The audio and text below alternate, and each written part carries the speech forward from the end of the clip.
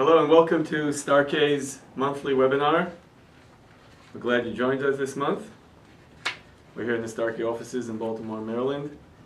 After a hiatus of 2 months of summer, give you a chance to recuperate.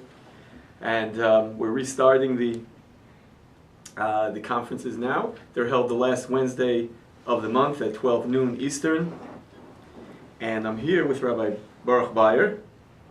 I'm Rabbi Goldberg. And we have our technicians who are helping us, Ms. Rosenstein and Rabbi Chapman. Thank you very much. And these conferences are recorded, and you can find them on our website at star-k.org. They're archived there. And this discussion will be there as well in a couple of days, hopefully before Rosh Hashana, which is coming upon us very soon on Sunday night. And today we are going to discuss a couple of items. One is honey, because honey is a mainstay of Rosh Hashana meals, and also the simanim, the special signs, things that you eat and things that you don't eat on Rosh Hashana and these holy days. Now, you can see on your screen, the bottom of your screen is a chat box. We want to hear from you. And the first question I have is, anybody out there can hear us? If just at least one person can hear us, I know that if you can chat back with us, then we know that Kedai, just for one person. Okay, Effie, thank you. The whole thing Effie. will be worth it. Right. For one person, it would be worth it. Now or any other time, the phone number is 218-895-1203. 218-895-1203. Passcode 2020. If you want to be informed about what the topic is, send us an email at info@star-k.org, and we will sign you up for the monthly emails. Okay, and also at the end, Rabbi Beyer, we're going to discuss a little bit about our trips to Mexico, our respective trips. We both went. See, right? In the past month, I learned a couple of Spanish words. One is perfecto. Oh, that's a good one. I think that's a Hebrew word also. Perfecto. And we went for Kashrus, and not for pleasure. And we I mean, Kashrus, pleasure. It's the same it's thing. All the same. Right. Hainuach. Right. And the schedules are pretty grueling, but Baruch Hashem, it was an interesting trip, and hopefully we'll get to talk about that a little bit at the end. So let's talk about honey, and I want to bring this up, Rabbi Beyer. I have a couple of honey places, and one of them here, you can see me here in this picture, all suited up. Can we zoom in on that so we can actually?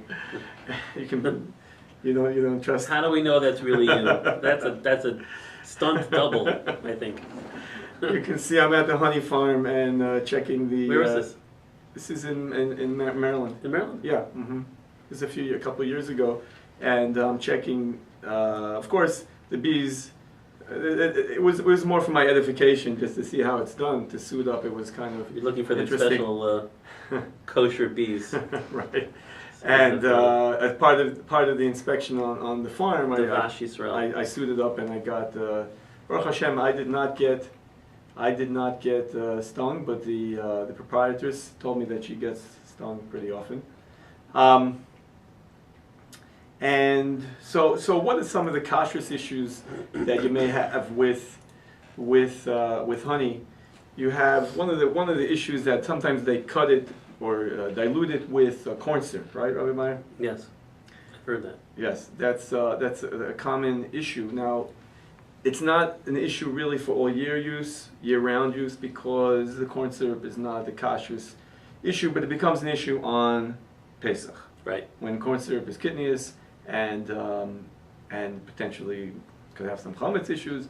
So therefore, on Pesach, you want to get a honey that is kosher for Pesach. The rest of the year, though, Star-K policy is that honey doesn't require any hechsher if it's unflavored.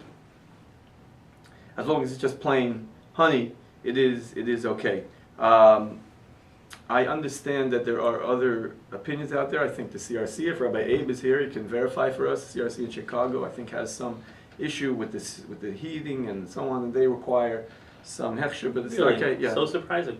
The Star K opinion is that it doesn't require any The hefsher. CRC Now, doesn't. I want to tell you something though. But if you see, like this company that I showed you is called the Bee Folks. It's actually they have many different types of honey. They have blueberry honey and strawberry honey and cactus honey and avocado honey. How about clover? Clover for sure. Clover is yeah. very popular. Yeah. Actually, they don't sell clover honey because they feel that most of the clover honey comes from China, and in China, it's more likely to be Corn syrup. mixed with corn syrup. So that's the one honey I think that they don't have. Really? Yeah, but the other I mean, they don't. they don't sell it. I'm saying, do they make it? Do they make their own? I mean, they don't make honey, but I mean, do they? They They do raise the bees, Yeah, so they don't Right. have any clover. they don't have clover. Well, they don't. When they buy honey, they don't buy from China. Maybe we should explain what does that mean exactly for those people who are not quite. Okay, so what's the difference? I'm going to explain to you what is the Etymologically- difference between all these different types of honey. They're not flavors. They're not flavors. It's not that they have regular honey and then they add flavors, which you can do, and that does require a certification. These different types of honey, avocado honey, and who knows, all different clover, It smells like a California or something. is depends on which plants the honeys get the bees. I'm The sorry, bees the get bees the get the nectar nectar from, right. The bees get the nectar from. If they feasting on blueberry plants, then it will have a little hint of blueberry, and so they're called specialty honeys. And So, okay. you know, I was gonna say, so I mean, but the bees only go to those plants that have well, I mean, flowers. Right, right. have nectar. So they somehow the beekeepers lead them or let them loose in the area where they want them to collect the nectar, and then that's how they make the honey. By the way, I should mention that in the Star K, really the true expert on honey is Rabbi Heber, who wrote an article, a very comprehensive article called "To Be or Not to Be." It's in our Kashrus Currents archives, and he goes through many of the Kashrus issues with honey. I recommend that you take a look at that. Okay, Abe says, good morning. Buenos dias. Okay, the CRC policy is that retail honey does require certification due to the viscosity of the honey and the need to do hot filling equipment that may have also been used for a non-kosher hot fill product. How does the Star K address this issue? Okay, that's a good question. In our experience at the honey facilities, First of all, how hot is it? it can get hot. It can get hot. Sometimes it's heated to the heat of. Sometimes it's done at room temperature, ambient temperature, the filtering. Mm-hmm. Sometimes it may be heated to like a hot summer day. But sometimes it could get, let's say, 160 degrees. Oh, really? It could. In our experience, those places are doing only honey and not producing other things. We haven't come across many honey places that are compatible with other non-kosher products, and therefore our policy remains that it's okay without any, Right. I any mean, I would certification. say that without knowing, because I really never been to a honey fill company, but I would say without knowing, because of the viscosity, which I think means it's thick, right? Right. So because it's so thick that you need to have, I would imagine that they need to clean out pretty well, at least between the runs, right? Yeah, they would. You don't know. Before they maybe need to what clean it out. came before, maybe right. before if it was hot before the honey. that's their concern. Okay, but the Star K position is that doesn't present a major issue, and it's okay without any hefsher. Of course, like anything else that is okay without a hefsher. If you get it with a hefsher, so then you're getting benefit of knowing that there's a mashgiach there and maybe for Rosh Hashana you should be careful. Would be. That's a good idea, and I wouldn't. I wasn't being serious. Okay. What, you're not being serious? Okay. I am serious. Okay. Why not? Okay. Good. Why not? Everything. We're strict about a lot of things that don't need to be on Rosh Hashana. Okay. Now, So why? you certainly get a Star K. Right. Why do they heat it? Let's get to that. They heat the honey in order to filter it. Right? The honey comes. Let me show you that. Where is it? Here's the sample. Okay, this is the box is how they collect the honey, and these are That's part of the hive, That's right? part of the hive. it's a wooden structure where the bees can create they put the beeswax in there and they put their honey in there. Well, first they put the honey and then they cover it with beeswax, basically. And this is where in the modern bee collection, that's how it's done. Then they take these boards and they centrifuge them, and then the honey and the beeswax all comes out. So and there are bees in there too. So they need to filter it so that you have clear honey. And they could strain it. You want to strain out the bee parts. Okay, bee parts are not kosher either. So you want to strain out. You want to make sure that your honey has no bee parts. So usually it would be strained to take it. That would be enough to take out the bee parts. Sometimes they filter it more through diatomaceous earth to get it really really clear. Generally, you don't find bee parts in honey, even if it says on it that it is unfiltered. My understanding is that can mean a lot of things. Unfiltered doesn't mean unstrained.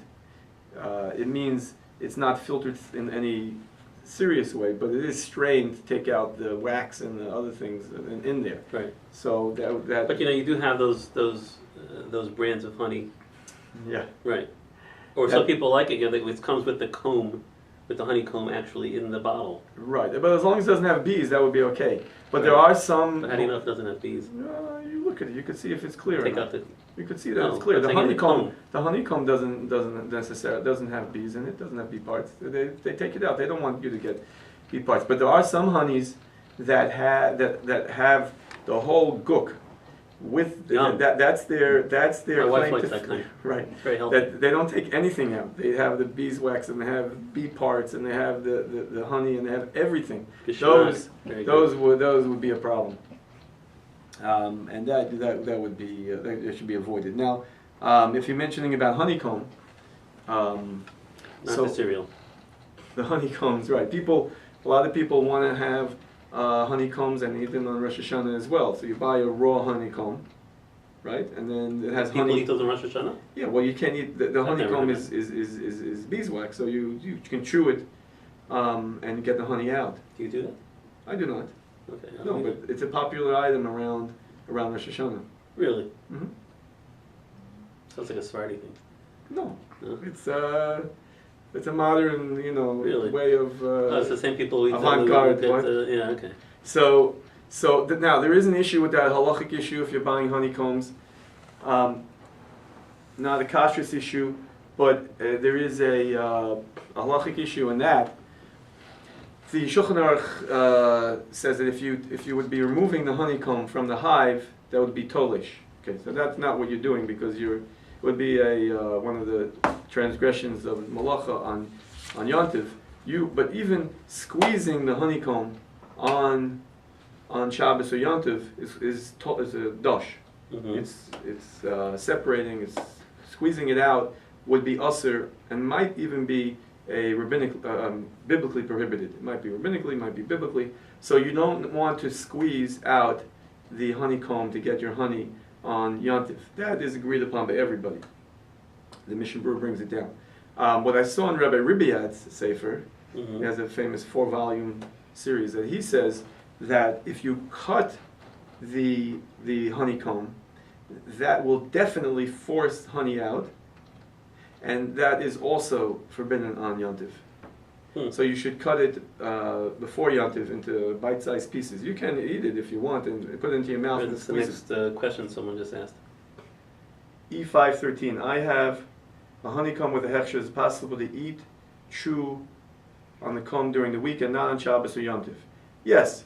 In other words, hechsher both on the honey and the comb. The comb itself doesn't Not really food. It doesn't. It's not a food. It doesn't have any kashrus issue with it. So yes, the hechsher is on the honeycomb as well. You're not really eating it. You're just chewing it and getting the honey out. I hope you don't swallow it. But yes. So if it's not Shabbos, but on Shabbos and Yontif, you could eat it. Put it into your mouth. If it's a small square, you can put it into your mouth and chew on it if you wanted to. But Rabbi Ribiad's admonition is not to cut it on Shabbos or Yontif because that is squeezing the honey out. Mm-hmm. And so you have to be careful with that. Okay, so I'm glad we clarified that. Let me see if I have any more pictures here, Rabbi Beyer, to show. Okay. I always like to be. I have a couple more here. This is my son. I'm sure you can see him very well there. He came with us to the farm, and I have one more. These are little beeswax candles that they make out of the beeswax, and they sell them as part of their product line. Okay, I think that's all we have. So let me. That's all the pictures. Let me go back to over here. Okay, now we can get your questions up on the bottom. Okay. See if there's anything else You here. talk about Oh, your there's one. on there, you don't No, there's one more thing here. There is a company called True Source Honey. You might see that certification on bottles. True Source Honey. They started to be like a quality control certification. So I asked what that is. What it is Our company has that? no. Okay. But some companies have it, and what it is a certification of the source of the country where the honey comes from. My guess is that they're mostly trying to avoid China, again, avoid Chinese honey. And so I asked how you can tell where the honey comes from. So there are certain tests that you can do. For instance, the honey has pollen in it that you can't even see because it's all mixed in with the honey. And if it has a certain profile, they can prove that came from China. And then they wouldn't certify it if you're claiming it comes from Brazil. Right. Okay. There's nothing wrong with Chinese honey. There's nothing wrong per with se, it, as long as it's really honey. Right. Well, that's why there's this impression of people wanting to avoid it because of the corn syrup issue and things like that. It's not really. You're right. It's not a Kashrus issue as we mentioned before. But they do a pollen analysis on it. I'm not sure if you researched this or not, but I mean, did they mention to you anything about the idea that there might be a honey shortage? Is there a honey shortage? Because there's a bee shortage. Because there's a bee shortage, right? There's like a bee plague. Right. Remember, going around the I world tell my for a kids couple years. we used to sit in the sukkah, right? And it was a major Bees everywhere. issue, right? It hasn't been. Yeah, so problem it's been a for the past bracha, at least years. for sukkahs, but it's Right. not such a bracha.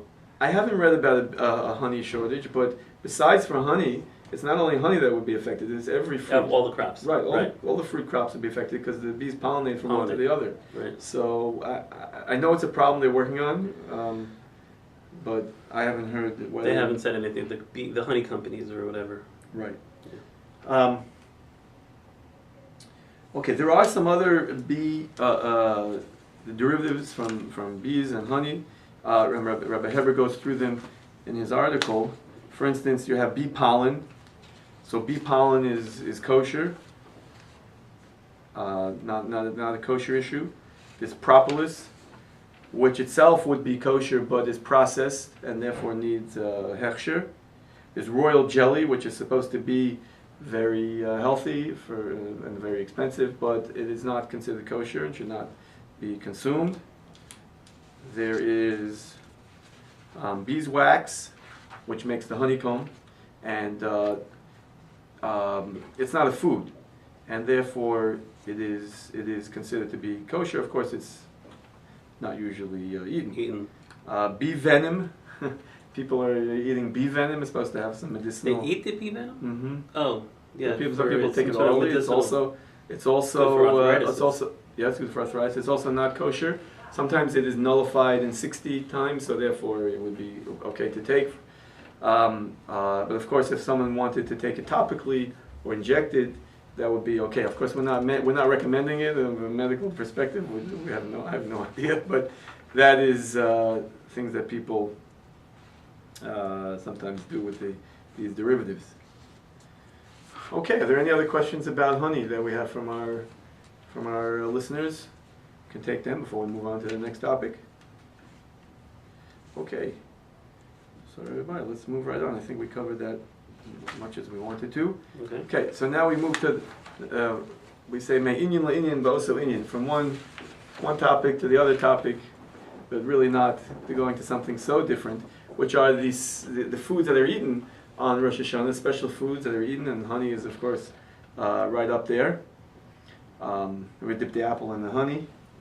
Right? Right, and the challah also we dip in honey, right? But Yes. actually, if you look at the Mishnah Berurah, which is a classic halachic source on Shulchan Aruch, the Mishnah Berurah says there are some who have a custom to dip the bread in honey.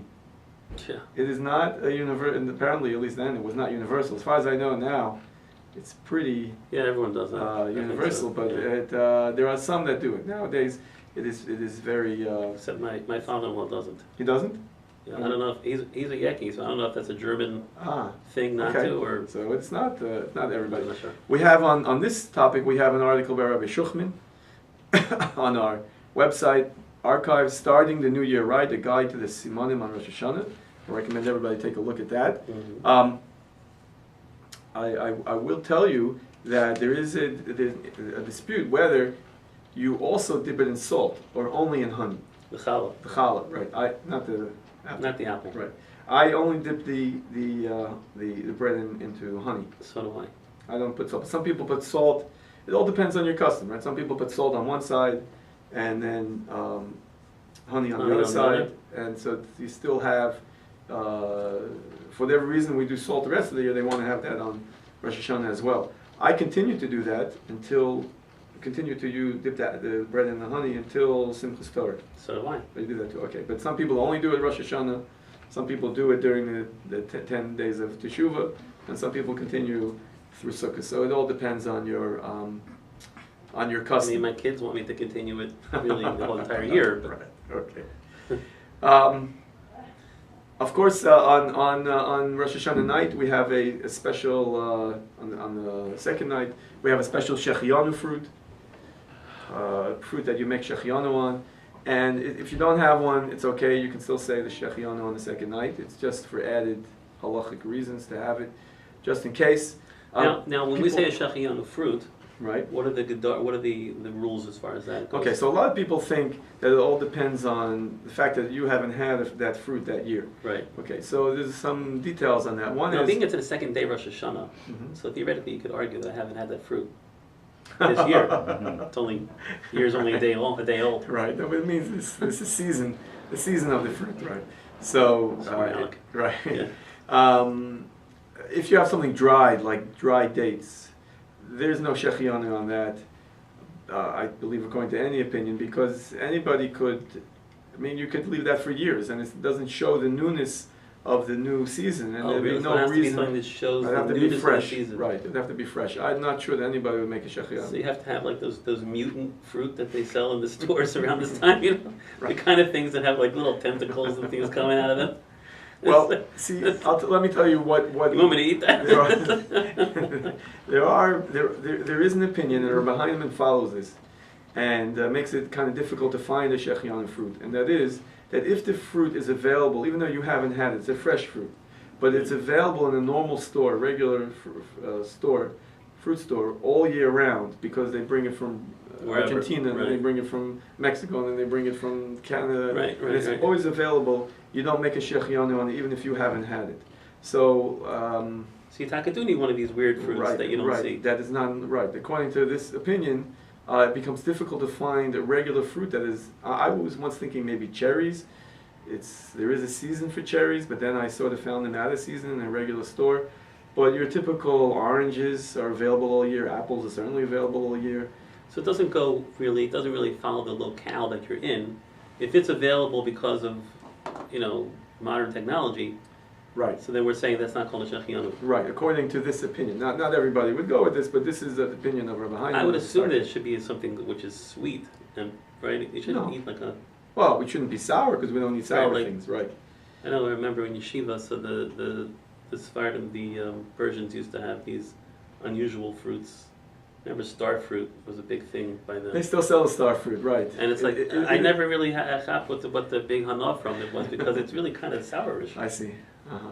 It's neat, looks neat, but it's Okay, so that getting onto that topic, we don't eat those things that are sour on Rosh Hashana as a sign of the simcha that we want. We don't eat sour. Does that extend to like pickles? Okay, so that depends on what the pickle tastes like. If it's I mean, a sour pickle. a sour pickle would be an issue. It's not Half sour? It depends. You have to bring it to me and we'll see. That's Rabbi Heinz's famous line. You know, there are those that only are refraining on Rosh Hashana, but in my house again we continue. My custom is to continue that Hardcore, through, guys. Hardcore. through Simchas Torah. But one thing that Rabbi Heinlein always says is, let's say vinegar, which is a typical thing that we don't use, but that's only vinegar straight, sort of, in a You know, like or you have a mix that tastes very vinegary. But if you have mayonnaise has vinegar in it, but it's not a sharp item, and therefore mayonnaise is not a problem. We get that question many Baruch times. Hashem, because that would be a big issue Very in my difficult, house. right? So we don't have a problem with the mayonnaise or anything else that has sharp items that are you don't end up tasting it. Okay, so on Rosh Hashana night we have the simanim, the special signs that you put on the table.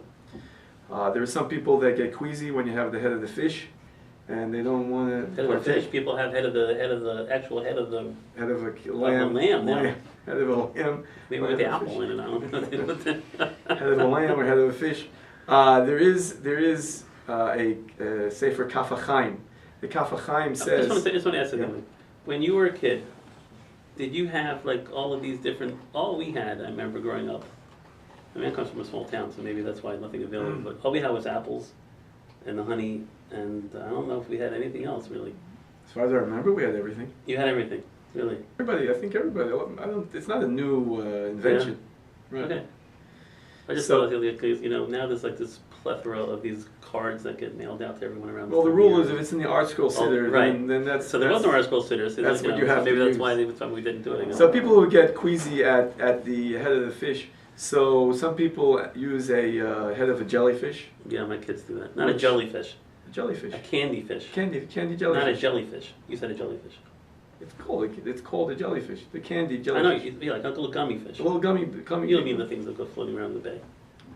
No, that's no. Okay, you finally stopped it. It's like I beat the guy over the head with it. No, a candy jellyfish. Yes. Some people use that because they get queasy at the real fish. Jeez. And the Kaf HaChaim says, this is what I tell you, Yeah. that even looking, if you don't eat it, if you look at it, that could be enough. And say the Yiratzon, the tefillah that you say, that would be enough. Right, you don't even have to. You don't necessarily have to partake. Right. And there is a question about how all this works.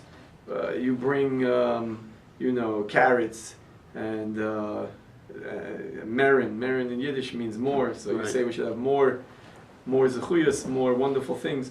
How does that work exactly? There's a whole explanation about that, whether it really does anything or it's just to encourage you to say the tefillah with more intent and more kavanah, or is there really something to it?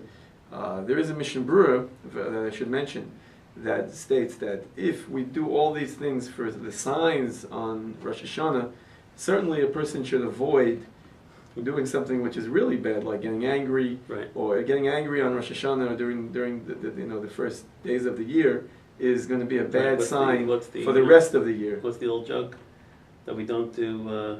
We don't eat nuts on. Right. So that's the famous that we don't eat nuts because nuts is the gematria, the same numerical value as chet, as a sin. Egos is the same. So the joke is that the sin is also the gematria of sin. Chet is also the gematria of chet. Chet is also the gematria of chet. Shouldn't do any shatayim either. We should avoid that as well. Of course, we can't. It does say in halacha that you should use various things that mean in your language whatever the signs mean. So Rabbi Heinemann has his famous line that that he invented many years ago of taking a lettuce, half a raisin, and some celery, and he says Yiratzon that we should let us have a raisin celery. That's his. Or some people take life cereal, and they say Yiratzon that we should have Chaim, life. Why honey? Why is honey so important on Rosh Hashana? There is, besides the fact that it's sweet, the Bnei Yissaschar says that it is the gematria, the same numerical value as Av HaRachamim, which is a merciful Father. And okay, so that's the items that we wanted to cover on that. If there aren't any questions, we'll continue. There's a lot more to be said about it. I again recommend you look at. Oh, did you want to talk a little bit about the bracha situation with that? The bracha. Something interesting to. The bracha. You mean on the simanim, how we should work with it. Yeah. Right. So if you would make the bracha and then they say. Well, usually so typically we'll wash. Right. Right. Make a motzi. Mm-hmm.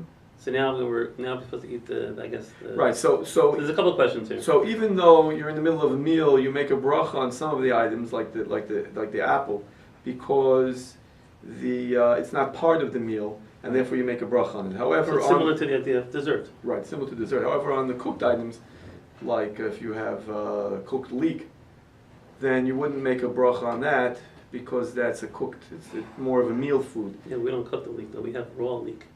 Okay, it's a vegetable still.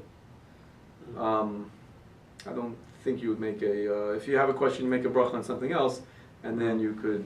And as far as the shiva simanim, I think that's also an issue. Discussed. But what you want to do is say the bracha first on the apple, let's say, and then eat a little bit of apple, and then say the ratzon tefillah afterwards. Right. You don't want to make a break between the bracha and the eating of the apple. So that's of course for the other items. Let's say if you have pomegranate or whatever else you have, you already made We're making an eighth. You made an eighth. Right. Okay. So you should have in mind. Have it in mind, yeah. And some say you should make the bracha on the pomegranate first because it's from the 7 species. So that gets into the whole issue. And you could look at the article. You could see some of that discussion. So let's finish off, Rabbi Beyer. We're coming to the end of our webinar. JF is asking which of the simanim do you make a bracha on the first of the date. That's what we're mentioning. It's an issue because if you're like single and you want dates, maybe that should be the. Really, the apple should not come first because it's not one of the 7 species and it's not whole usually. And some say you should leave the other items off the table, the 7 species items, and then bring them on afterwards. On first. So I would recommend to take Rabbi Shuchman covers that whole discussion very well in his article. Take a look over there. So Rabbi Beyer, Mexico. So we went to Mexico to look at some of the We didn't go there. together though. We didn't go together, right? No. And we went separately to look at to review some of the facilities over there. You have some companies there, and yeah. And I'll tell you what struck me over there was that the plants that I saw were I was expecting third world plants, third world facilities. The plants I saw, I'm sure they have them too, but the plants I saw were very modern and very up to date. Safety was through the roof. Right. And I asked the mashgiach who was showing me around, because I don't speak Spanish. Really? Why is it like that? And he thought that the United States has certain rules for companies that are in the United States, but even stricter rules for Mexican companies that are exporting to the United States. Right. And they're heavily regulated even more than the American companies. I mean, I would argue also that, I had the same impression as you did, and I went down there also thinking that this would be like third world, and it was not. But I don't think they're just doing this for the United States, because they export really to Europe also, and I think Europe is probably a lot stricter than we are in the U.S. as far as safety and things like that go. It could be, but he said that the mashgiach mentioned that he thought in Europe they have whatever standards they have, but they're the same as for the European companies and also for the Mexican really? companies. They just have to keep whatever the European standard is. But in America, it's like a double standard. Mm-hmm. Basically. Really? So that's... See what Donald Trump has to say about that when we renegotiate all these this is not a political show, deals. so we don't get into that. Another thing that I found interesting was that all my friends and relatives said, "What are you going to eat down there? I mean, what did you eat?" Well, there is plenty of kosher food there. It's a lot of hot sauce. A lot of hot sauce. A lot of hot sauce. A lot of chilies. Starkey has a shchita there. We have a shchita, and so there's plenty of Starkey meat and chicken there that is available. And I didn't have any problem finding anything anything to eat at all. I mean, what I would mention is that there is, it's like we were discussing this off mic, as we say in the business, but we were discussing this idea that that in America we're kind of spoiled because you can pretty much travel anywhere in the United States now, and walk into any grocery store and find kosher product. Mm-hmm. With reliable hashgachas marked that way, and you won't go hungry really. I don't, except maybe on who knows where, but most of the time you can find it. In Mexico, that's not necessarily the case, especially if you're out in the outside of Mexico City. Yeah, outside Mexico City, right? You're really not going to find a whole lot that you could eat that's at least reliably certified. So there is that. There was also the safety issue that I found that my friends and colleagues here were very nervous for my safety when they went there. But I found it, as far as I could see, I never felt really nervous about it. Nothing there made me feel nervous. I was following the lead of the locals, right. And of course it's like any city. There are places you go and places that you stay far away from. That's true. Right, but you did notice, of course, that everything is pretty much behind the wall. Right, it's gated, right. Everyone's kind of like living in their own little fortress. Right. And okay. It took us, I remember, we went into a large dairy company, and it took us about an hour to get through security, mm-hmm. which, unless I was going into like some high-tech level government, contractor, or maybe you'd have that in the United States, but it was crazy. I mean, the amount of security that they have there is really, really... in the facilities. I'm saying, in right. all the facilities. Mm-hmm. So, you're right, you don't really feel it when you're in Mexico City walking around, but I think they do take it seriously. The area, so there are different areas. The area that we happened to stay in, I thought was, at least the locals did not consider it to be right. Dangerous. And, I followed basically their lead. Had they told me not to go here, I was going wherever they right. said. Right. I'm sure there's many places you have to be very careful. And there are places we travel to that I would not want to get stuck. Right. But that's true. In right. Baltimore well, also. I was kind of nervous. I mean, to tell you the truth, we came in at night, in an unfamiliar airport, unfamiliar language. Right. No, not unfamiliar, but we don't speak it. Mm-hmm. And so I was happy that there was someone there to meet me or guide me or whatever. So.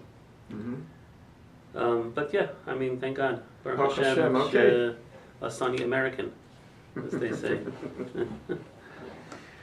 Okay, so I want to thank everyone for joining our webinar, and mention again that we will be archiving at star-k.org.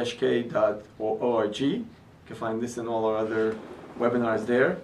We certainly want to wish our viewers a chasiv v'chsima tova, a healthy and happy New Year and sweet New Year. And if you have any further questions or anything you want to follow up on, feel free to email us at info@star-k.org or give us a call, 410-484-4110. And as always, ask for Rabbi Goldberg. Right.